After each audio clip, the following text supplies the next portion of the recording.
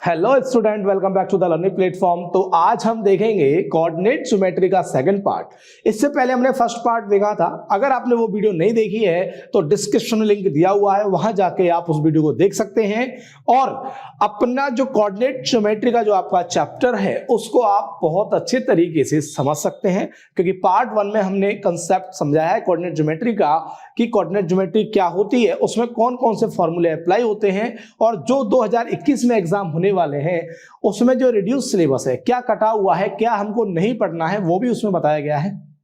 तो अगर आपने वो वीडियो नहीं देखी है तो पहले वो वीडियो देखें, फिर उसके बाद इस वीडियो को देखें, जिससे कि आपका जो कंसेप्ट है वो क्लियर हो और आगे आप ये क्वेश्चन समझ पाएं।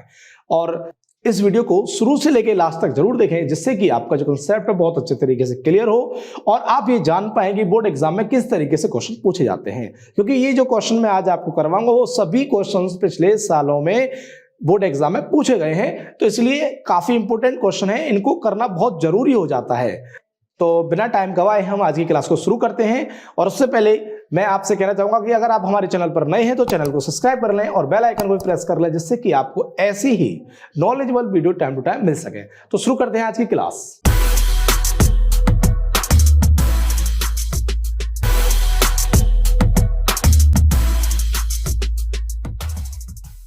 तो क्वेश्चन नंबर 3 है। इससे पहले दो क्वेश्चन हमारे पार्ट 1 में दिए हुए हैं, उनमें हमने समझाया हुआ है।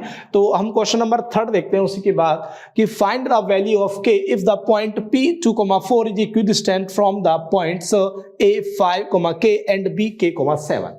तो क्वेश्चन को समझने के बाद क्वेश्चन के अंदर कुछ भी नहीं रह जाता है और बस हमें पता चल जाए कि क्या दिया हुआ है और हमको क्या निकालना है, और हमको भी पता होना चाहिए कि क्या निकालने के लिए कौन सा फॉर्मूला यूज होगा।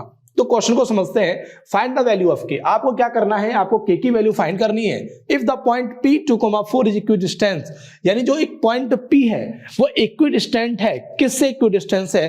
फ्रॉम द पॉइंट्स A जिसके कोऑर्डिनेट क्या है 5,k और B जिसके कोऑर्डिनेट्स क्या है K,7। तो इसको एक रफली डायग्राम से पहले देख लेते हैं कि क्या क्वेश्चन में हमें दिया हुआ है। तो दो पॉइंट है आपके पास A एंड B, और A के जो कोऑर्डिनेट हैं वो है 5,k और जो B के कोऑर्डिनेट्स हैं वो है K,7।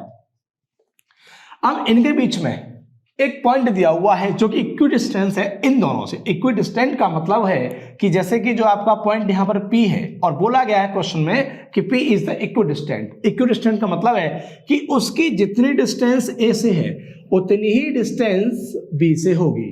तो इस तरीके से हम इसको देखेंगे और इसके कोऑर्डिनेट आपको क्या दिए हुए हैं P के 2,4। तो इसको आगे देखते हैं कि इसमें हमें करना क्या है। हमें k की वैल्यू निकालनी है। तो k की वैल्यू निकालनी है तो देखिए आपको इक्विडिस्टेंट दिया हुआ है। इक्विडिस्टेंट का मतलब AP is equal to PB दी हुई है। इक्विडिस्टेंट का मतलब क्या होता है, अगर पॉइंट P इक्विडिस्टेंट है यानी सम दूरस्थ है, तो उस स्थिति में P जितना दूर A से है उतना ही दूर B से होगा। कहने का मतलब यह है कि जो AP डिस्टेंस है वो डिस्टेंस PB के इक्वल होगी। हम यहां लिख सकते हैं कि if P is equidistant from A and B, then AP is equal to PB।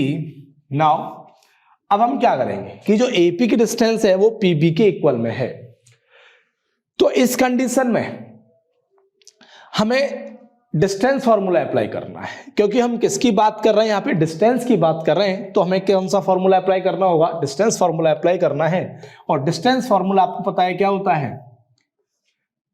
x2 minus x1 का whole square plus y2 minus y1 का whole square is equal to under root, इसमें वही फॉर्मूला होगा distance formula x2 minus x1 का whole square plus y2 minus y1 का whole square.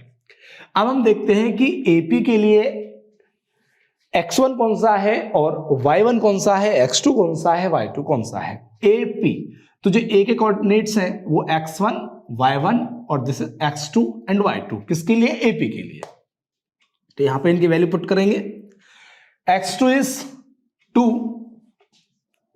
And x1 is 5 whole square plus y2 is 4 minus and y1 is k whole square is equal to in under root. अब हम pb की बात करेंगे तो pb के लिए जो x1 होगा वो 2 और y1 4, x2 k and y2 7। तो यहां पे लगाएंगे x2 k माइनस 2 का होल स्क्वायर प्लस 7 माइनस 4 का होल स्क्वायर। अब हम क्या कर सकते हैं, हम दोनों साइड स्क्वायर करके हम पूरा स्क्वायर रूट का साइन हटा सकते हैं, स्क्वायरिंग और बोथ साइड। तो क्या होगा, दोनों साइड जब हम स्क्वायरिंग करेंगे तो ये रूट है वो स्क्वायर से कैंसिल होगा और फिर हम क्या कर सकते हैं इसको 2 माइनस 5 यानी -3 और -3 का स्क्वायर क्या होगा 9 प्लस 4 माइनस के का स्क्वायर इज इक्वल टू, इधर ये स्क्वायर से रूट कैंसिल हो चुका है।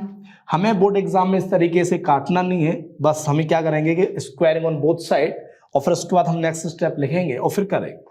इधर k माइनस 2 का होल स्क्वायर प्लस 7 माइनस 4 क्या होगा 3 और 3 का स्क्वायर क्या आएगा 9। अब हम क्या करेंगे कि इधर a माइनस बी का होल स्क्वायर, इधर भी a माइनस बी का होल स्क्वायर खोलेंगे। 9 प्लस 4 का स्क्वायर 16 प्लस के स्क्वायर यानी a माइनस बी का होल स्क्वायर की आइडेंटिटी खुलेगी a square plus B square minus 2b minus 8k is equal to K square plus 4 minus 4k plus 9।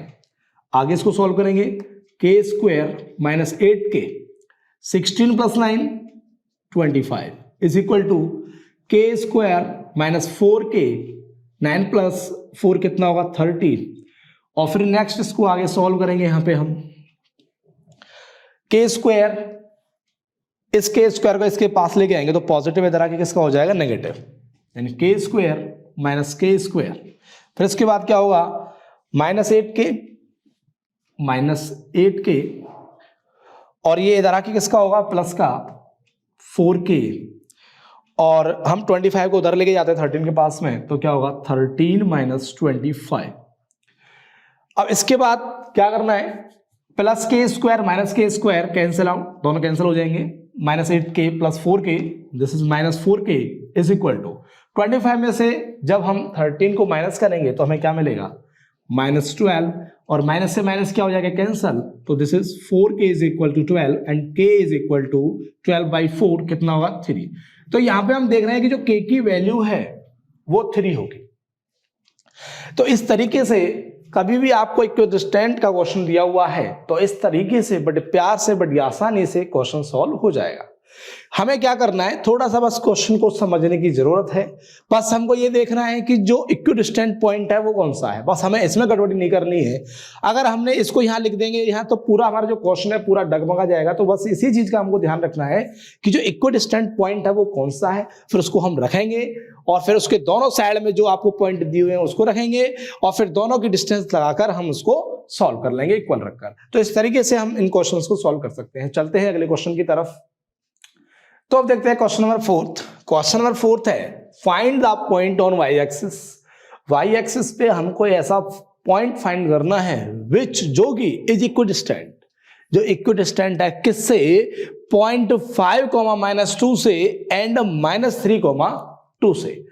तो क्या करना है, मैंने आपको बताया था कि जब इक्विडिस्टेंट का भी क्वेश्चन अगर आपका आता है तो उस कंडीशन में डिस्टेंस फॉर्मूला अप्लाई होगा। लेकिन हमको पहले देखना है कि जो बीच में जो पॉइंट है जिससे बाकी जो दोनों पॉइंट इक्विडिस्टेंट है तो वो पॉइंट कौन सा है। तो उसने बोला है कि पॉइंट ऑन वाई एक्सिस। तो इससे पहले मैं आपको एक चीज बताना चाहता हूं कि कभी भी कार्टेशियन प्लेन में ये आपको पता है कि एक्स एक्सिस होता है और ये वाई एक्सिस होता है। वाई की जो वैल्यू होती है वो क्या होती है कि वो ये देखना होता है कि एक्स से परपेंडिकुलर डिस्टेंस उसकी कितनी है और x की वैल्यू क्या होती है वो हमको ये बताती है कि उसकी पॉइंट की डिस्टेंस y से परपेंडिकुलर कितनी यूनिट दूर है। तो इस तरीके से हम इसमें कर सकते हैं। तो एक चीज इसमें जो बताने की वो ये है कि पॉइंट ऑन x एक्सिस, अगर पॉइंट x एक्सिस पर है तो उस कंडीशन में अगर कोई भी पॉइंट x एक्सिस पर है, if point on x axis then जो y है वो क्या रहेगा 0 रहेगा। और if point on Y axis then x is equal to 0। जब कभी भी पॉइंट x एक्सिस पर होगा तो उस कंडीशन में y की वैल्यू क्या होगी 0, और जब पॉइंट y एक्सिस पर होगा तो उस कंडीशन में x की वैल्यू क्या होगी 0। तो क्वेश्चन में बोला गया है कि find the point on y axis, कहां निकालना है, y एक्सिस पर निकालना है। तो सीधी सी बात है, जब पॉइंट y एक्सिस पर होगा तो x की वैल्यू कितनी होगी 0। तो कोई एक पॉइंट है जो y एक्सिस पर है, तो y एक्सिस पर है तो x 0, y को हम y मान लेते हैं, और ये इक्विडिस्टेंस है किस किस से, 5, -2 से और -3, 2 से। और अब हमें क्या करना है, उसके पॉइंट बताना है। तो हमें x तो पता है कितना है, 0 है, लेकिन हमको क्या बताना है, y और निकालना है, जिससे कि हम उसके पॉइंट बता सकते हैं। तो इसको मान लेते हैं p, और इसको मान लेते हैं a, और इसको मान लेते हैं b। तो p is the equidistant from a and b, यानी जितनी दूरी p की a से है उतनी ही दूरी p की b से होगी। तो यहां पे इसको सॉल्व करते हैं किस फॉर्मूले से, डिस्टेंस फॉर्मूले से। तो यहां पे लिखेंगे if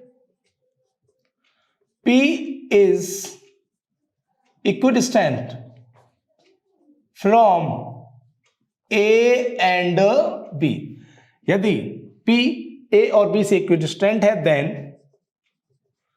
AP is equal to BP। तो अब हमें क्या करना है, AP की distance is equal to BP की डिस्टेंस। तो डिस्टेंस फॉर्मूला लगाएंगे हम, वही x2 माइनस x1 का whole square plus y2 minus y1 का होल स्क्वायर। x2 इज आप 5 माइनस 0 लें या 0 माइनस 5 लें, बात एक ही है।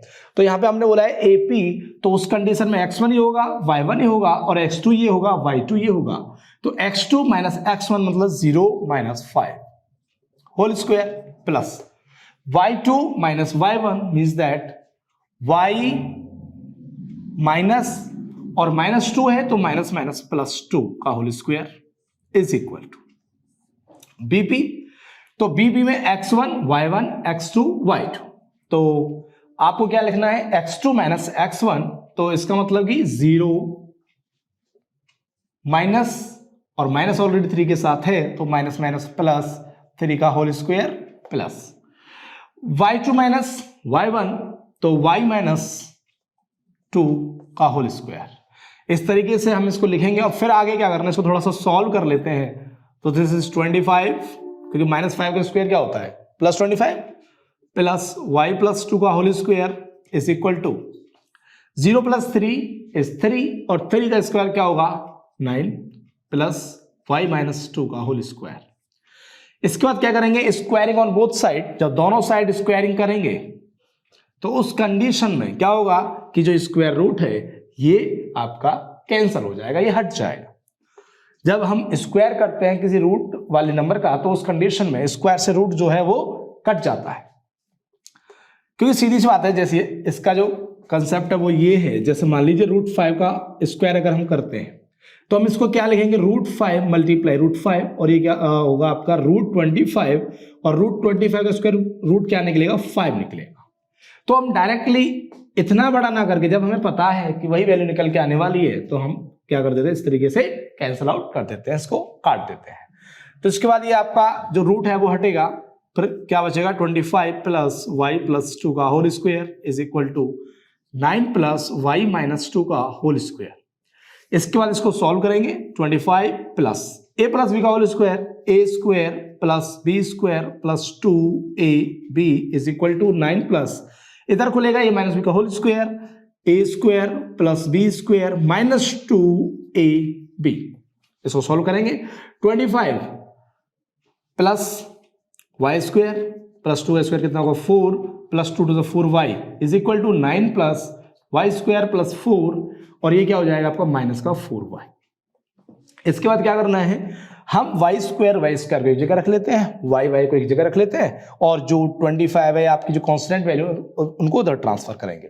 तो y स्क्वायर इधर आके ये किसका होगा, माइनस का y स्क्वायर प्लस 4y, और ये माइनस का है, इधर आके किसका होगा +4y, और फिर इसके बाद देखो 25 + 4 29, उधर ले जाएंगे इन्हें, और इधर क्या है आपका 9 + 4 13, और ये प्लस का जो 29 है उधर आके -29 हो जाएगा, ये cancel, 4 + 4 8, y is equal to, अब इसमें से इसको जब हम माइनस करेंगे तो कितना बचेगा 16 -16, और इसको हम लिख सकते हैं y is equal to -16/8 -2, y कितना आया -2, और इस इक्विडिस्टेंट पॉइंट के कोऑर्डिनेट क्या होंगे, सो देयरफॉर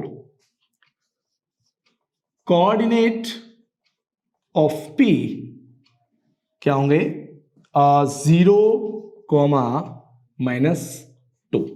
तो इस तरीके से हम ऐसे क्वेश्चनों को सॉल्व कर सकते हैं, और चलते हैं अगले क्वेश्चन की तरफ।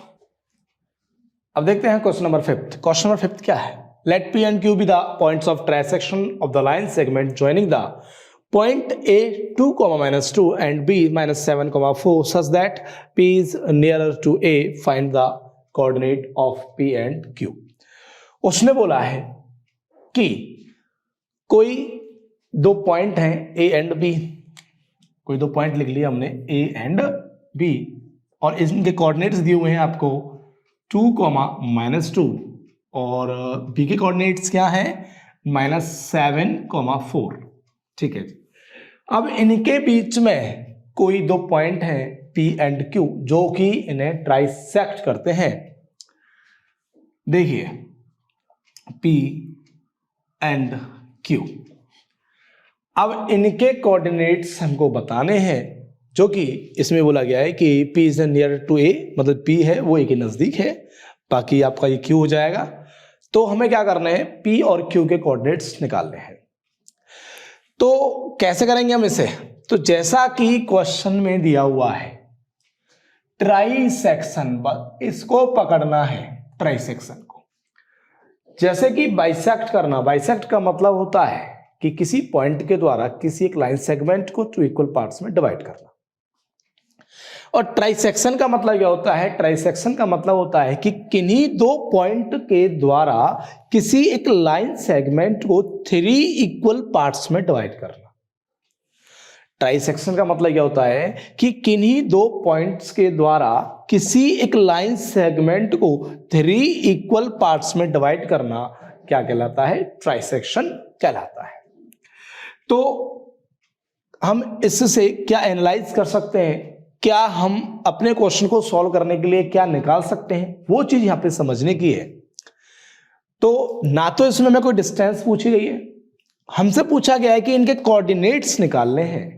तो कोऑर्डिनेट निकालने के लिए मैंने आपको बताया था इंट्रो पार्ट में, जब इसका मैंने इस 7 चैप्टर यानी कोऑर्डिनेट ज्योमेट्री का इंट्रोडक्शन पार्ट करवाया था, जब कभी भी आपसे कोऑर्डिनेट की बात करेगा, कोऑर्डिनेट निकालेगी, तो उस कंडीशन में आपको सेक्शन फॉर्मूला यूज करना है।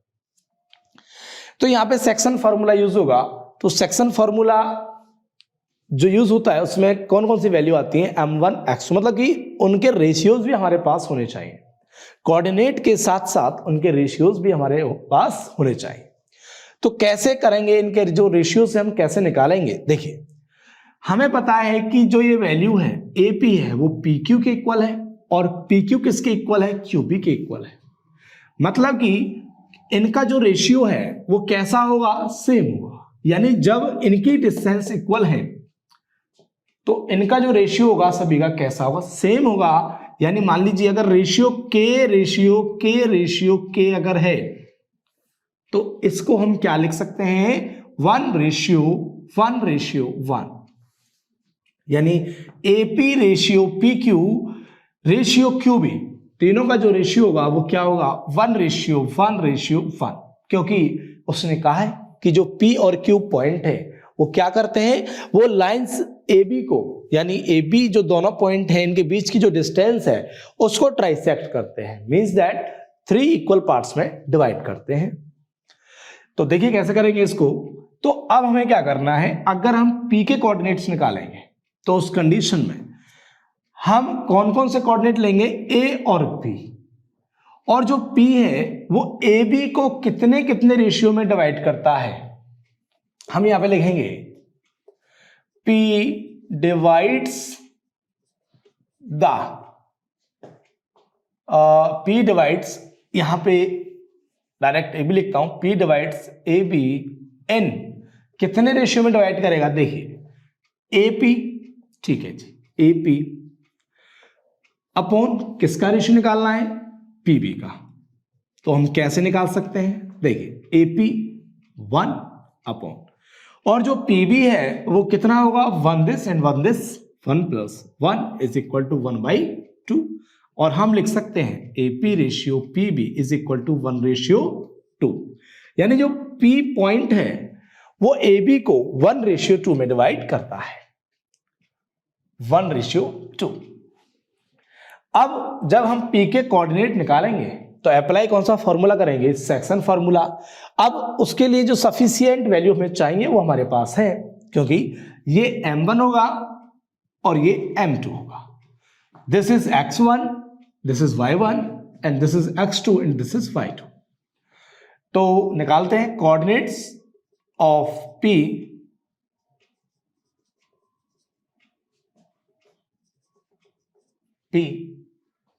इज इक्वल टू, फॉर्मूला लगा देता हूं मैं पहले, section formula, M1 X2 plus M2 X1 upon M1 plus M2 comma, क्योंकि ये हमें X की वैल्यू देगा, और ये जो M1 Y2 plus M2 Y1 upon M1 plus M2 है ये हमें Y की वैल्यू देगा।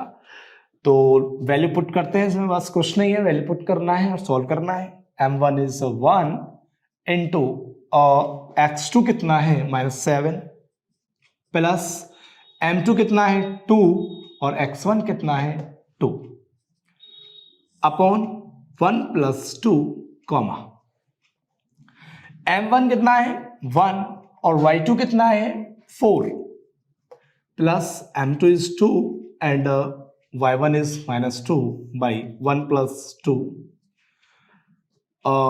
इसके बाद अच्छा ऐसा करते हैं, हम यहाँ पे स्मॉल ब्रैकेट लगाते हैं, क्योंकि कोऑर्डिनेट्स को हमेशा स्मॉल ब्रैकेट के अंदर, यानी जो ऑर्डर्ड पेयर होता है वो स्मॉल ब्रैकेट के अंदर ही आता है। तो यहाँ स्मॉल ब्रैकेट लगा लेता हूँ मैं, और इसके बाद -7 प्लस 4/3 कॉमा 4 - 4/3, और इसको हम क्या लिख सकते हैं? जब -7 में से और -7 प्लस 4 सॉल्व करेंगे तो क्या मिलेगा हमको? -3/3 कॉमा 4 - 4 इज 0/3, और इसको हम क्या लिख सकते हैं? -1, 0। तो जो P के कोऑर्डिनेट्स हैं वो क्या होंगे? -1, 0। अब हम Q के कोऑर्डिनेट निकालेंगे। तो Q के कोऑर्डिनेट निकालने के लिए क्या हम ऐसा करेंगे कि हम ये देखेंगे कि जो Q है वो पॉइंट A और B की जो डिस्टेंस है इसको कितने रेशियो में डिवाइड करता है?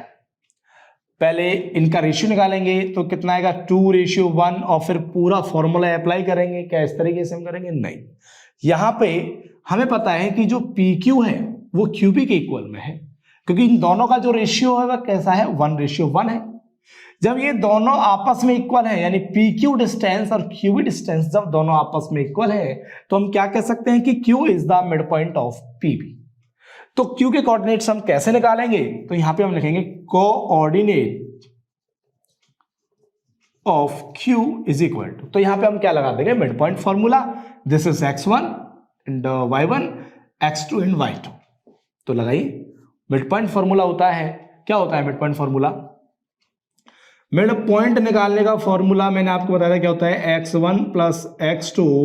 अगर आपने पहली वाली वीडियो नहीं देखी है तो उस पहले जाकर उसको उसे देखें, फिर उसके बाद इसको कंप्लीट देखें।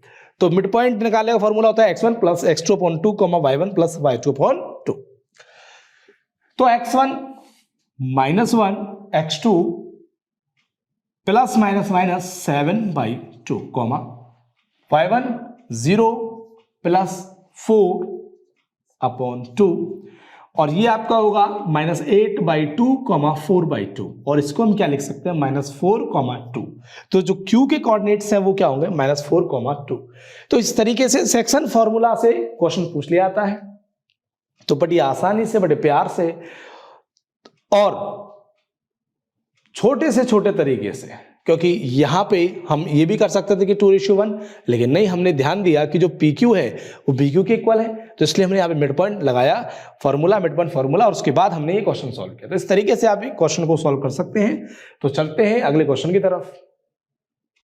क्वेश्चन नंबर 6 देखते हैं। Find the ratio in which the point -3, k divide the line segment joining the points -5, -4 and -2, 3। Also find the value of k। तो आपको दो पॉइंट दिए हुए हैं, पॉइंट A इसको मान लेते हैं और इसको पॉइंट B मान लेते हैं, और ये दिए कितने कितने आपको, -5, -4, और B क्या दिया हुआ, -2, 3, और एक पॉइंट मान लेते हैं बीच में, कोई भी पॉइंट मान लेते हैं। क्या मान लेते हैं, तो पॉइंट यहां पे हम Q मान लेते हैं। एक पॉइंट Q है जो कि उसके कोऑर्डिनेट आपको क्या दिए हुए हैं, -3, k। और अब हमें करना क्या है, अब हमको ये बताना है कि जो Q है वो AB को कितने रेशियो में डिवाइड करता है। हमें यहाँ पे रेशियो फाइंड करना है, और इसके बावजूद हमको और क्या बताना है कि जो K की वैल्यू है वो कितनी है, K की वैल्यू फाइंड करनी है। एक हमें रेशियो निकालना है कि जो Q है वो AB पॉइंट्स को कितने रेशियो में डिवाइड करता है, और दूसरी चीज हमको क्या निकालनी है, K की वैल्यू भी हमको बतानी है। ठीक है, तो ऐसा करते हैं कि मान लेते हैं कि जो Q है, late Q divides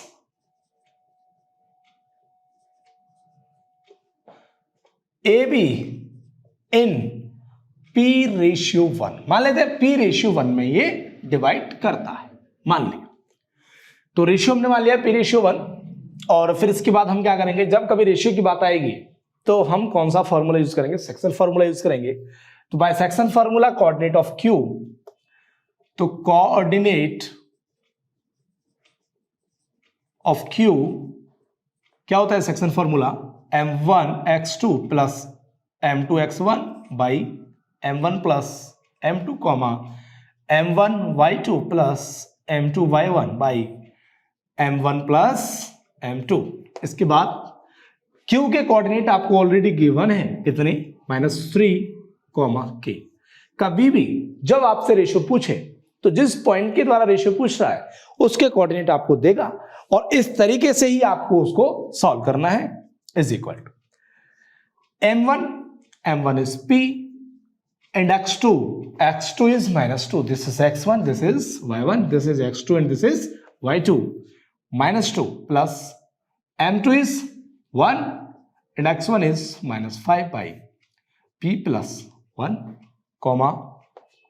m1 P, y2 is 3 plus m2 is 1 and y1 -4 upon P plus 1। now -3, k is equal to, इसको सॉल्व करेंगे, -2p -5 upon p plus 1, 3p -4 by p plus 1। अब इसके बाद देखो क्या करना है, जो सेक्शन फॉर्मूले से जो कोऑर्डिनेट आते हैं वो एक्स वाई के ऑर्डर में ही आते हैं, यानी जो पहले x कोऑर्डिनेट x होता है फिर उसके बाद y होता है। उसी तरीके से ये x की वैल्यू है और ये y की वैल्यू है, इसका मतलब ये इसके इक्वल रहेगी और ये इसके इक्वल रहेगी। तो पहले हम क्या करेंगे, हम x की वैल्यू को इसके इक्वल रखेंगे, जिससे कि हमारी p की वैल्यू आएगी और हम रेशियो बता सकते हैं। ठीक, तो पहले क्या करते हैं, हम x की वैल्यूज की कंपेयरिंग कर लेते हैं। तो compare the value of x, -3 is equal to -2p -5 by p plus 1, इसके नीचे 1 मान लेते हैं और इसका क्रॉस मल्टीप्लाई करते हैं। तो -3p प्लस, सॉरी ये माइनस होगा, -3 इज इक्वल टू -2p -5, और फिर इसको हम आगे सॉल्व करेंगे।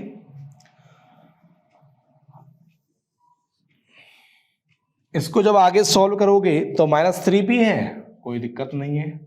अच्छा जी, ये माइनस का 2p है, इधर आगे क्या हो जाएगा, प्लस हो जाएगा, इज इक्वल टू, अब -5 है उधर और ये यहीं पर रहेगा, तो इसको हम -5 लिखेंगे और जो -3 है वो उधर जाके प्लस हो जाएगा, +3।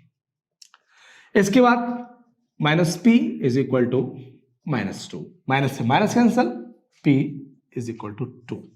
यानी जो रेशियो रहेगा वो कितना रहेगा, वो रहेगा हमारा रेशियो रहेगा कितना, p, सॉरी क्या था, p/1 था, तो ये रहेगा 2/1।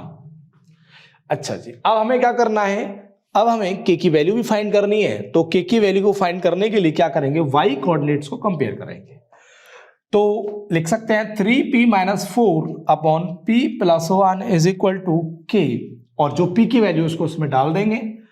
3 × 2 - 4/2 + 1 इज इक्वल टू k, और ये कितना होगा 6 - 4, और 6 - 4 कितना होगा 2/3 इज इक्वल टू k, और जो k की वैल्यू आएगी आपकी वो कितनी आएगी, k इज इक्वल टू 2/3। तो इस तरीके से बड़े प्यार से, बड़ी आसानी से हम इन वैल्यूज को निकाल सकते हैं और ऐसे क्वेश्चनों को सॉल्व कर सकते हैं। तो चलते हैं अगले क्वेश्चन की तरफ। अब देखते हैं question number 7। What is the perimeter of the triangle if vertices are 0,4, 0,0 and 3,0? तो क्वेश्चन में हमको किसी ट्रायंगल के वर्टिसेस दिए हुए हैं और हमसे क्या फाइंड करवाना जाता है, वो पेरीमीटर ऑफ ट्रायंगल। तो पेरीमीटर ऑफ ट्रायंगल क्या होता है, सम ऑफ साइड्स। क्या पता होना चाहिए सबसे पहले हमें, अगर हमें किसी ट्रायंगल का पेरीमीटर फाइंड आउट करना है तो सबसे पहले हमें उसकी साइड पता होनी चाहिए। जब उसकी साइड अगर हमारे पास है तो हम उसका पेरीमीटर निकाल देंगे उनकी साइडों को प्लस करके। तो perimeter of triangle is sum of side. तो मैं क्या करता हूँ, रफली डायग्राम बना लेता हूं ऐसे, या फिर मान लेते हैं क्या, एक ट्रायंगल है एबीसी और ए के कोऑर्डिनेट्स क्या है 0,4 और बी के कोऑर्डिनेट्स क्या मान लेते हैं 0,0, और जो सी है सी के क्या मान लेते हैं 3,0। तो अब हम क्या करेंगे, इस ट्रायंगल की तीनों साइड फाइंड आउट करेंगे फर्स्ट ऑफ ऑल। तो पहले निकालेंगे हम ए बी, और साइड निकालेंगे किससे, डिस्टेंस फार्मूला से। तो A B, this is x1, this is y1, this is x2 and y2। तो हम फॉर्मूला लगाएंगे x2 - x1 मतलब 0 - 0 और 0 का स्क्वायर 0 रहेगा प्लस, और y2 - y1 0 - 4 का स्क्वायर। इसको हम क्या लिख सकते हैं, 0 तो 0 रहेगा, और 4 का स्क्वायर क्या हो जाएगा 16, और 16 को जब हम स्क्वायर रूट से बाहर निकालेंगे तो 4 यूनिट। नाउ नेक्स्ट हम निकालेंगे BC, और BC इज इक्वल टू, ये x1 होगा, ये y1 होगा, ये x2 होगा, ये y2 होगा, किसके लिए, BC के लिए। तो 3 - 0 क्योंकि x2 - x1 का स्क्वायर प्लस y2 - y1 यानी 0 - 0 का स्क्वायर 0 रहेगा, और ये 3 का स्क्वायर क्या होगा 9, और स्क्वायर रूट क्या रहेगा 3 यूनिट। अब इसके बाद हम क्या निकालते हैं, AC निकाल लेते हैं। AC is x1 y1 and x2 y2। तो x2 3 - 0 होल स्क्वायर प्लस 0 - 4 का whole square is equal to 3 का स्क्वायर क्या होगा 9, और 4 का स्क्वायर क्या होगा 16 is equal to 25 is equal to 5 unit. Now हम क्या निकालेंगे, हम निकालेंगे पेरीमीटर ऑफ ट्रायंगल। तो perimeter of given triangle, perimeter of given triangle, तो मैंने आपको बताया था कि अगर हमें किसी ट्रायंगल का पेरीमीटर निकालना है तो उसके लिए क्या फॉर्मूला होता है, सम ऑफ 3 साइड्स। जो उसकी 3 साइड हैं उनका सम, तो क्या क्या दे रखे हैं 4 + 3 + 5, 4 + 3 7 + 5 12 यूनिट। तो इस तरीके से हम पेरीमीटर के क्वेश्चनों को भी सॉल्व कर सकते हैं। तो आज की वीडियो में बस इतना ही। हमने क्या देखा, पार्ट 1 में हमने कोऑर्डिनेट ज्योमेट्री का इंट्रोडक्शन पार्ट देखा था कि कोऑर्डिनेट ज्योमेट्री क्या होती है, और कुछ क्वेश्चन देखे। तो बचे हुए क्वेश्चन हमने इस पार्ट में देखे, और ये सभी क्वेश्चन एग्जाम के पॉइंट ऑफ व्यू से काफी इंपॉर्टेंट है, इसलिए खुद तो इनकी प्रैक्टिस कीजिए ही साथ अपने दोस्तों को भी शेयर कीजिए, जिससे कि उनकी भी अच्छी प्रिपरेशन हो सके और उनके भी जो कॉन्सेप्ट हैं और जो क्वेश्चन है अच्छे से क्लियर हो सके। आज की वीडियो में बस इतना ही, मिलते हैं अगली वीडियो में। Thank you and have a nice day.